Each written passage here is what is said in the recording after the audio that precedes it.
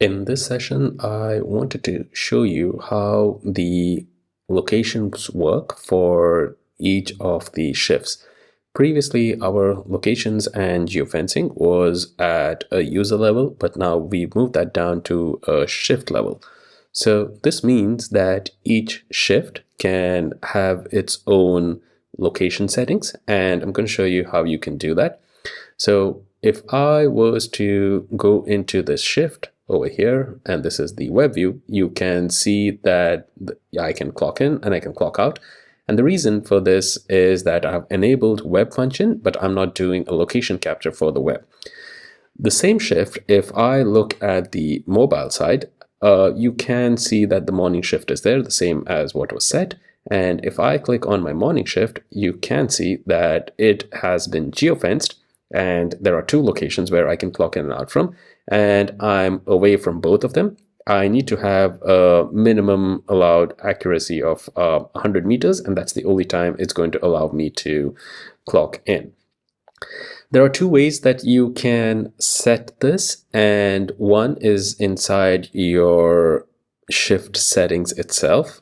As I mentioned before, you can use the universal search, you can Command K, go into your shifts, and I've set a location for the morning shift. And over here, under the location rules, I have home and work. That's the name that I've given the rule. So what I do is I go into my manage locations, and you can see that home and work is there over here.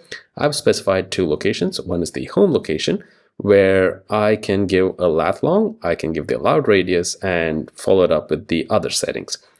We have two new features that are there. That is to track the clocked in location and clock out location. So basically this means if I have clocked in and I move away from this location, then notify the manager and the admins and automatically clock me out if I've clocked into a location and I've gone out of the geofence.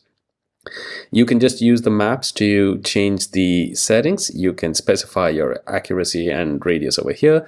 Another easier thing that you could do is simply just copy paste the lat and long from any Google location and paste them over here, and that should also work.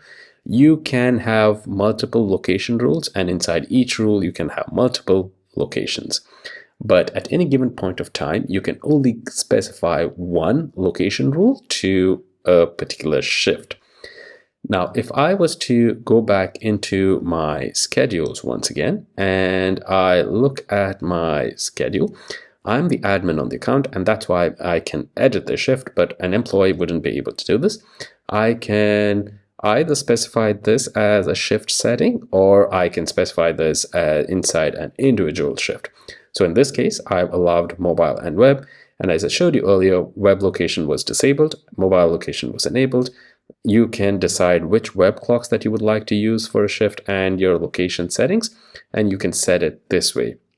Now, once I am able to clock into the shift, that is when I would be able to see the data come into the shift. You will be able to see that in the punches, and you would also be able to see where I have clocked in from and the location details. And that's how the shifts and location geofencing works with the new scheduler that we have.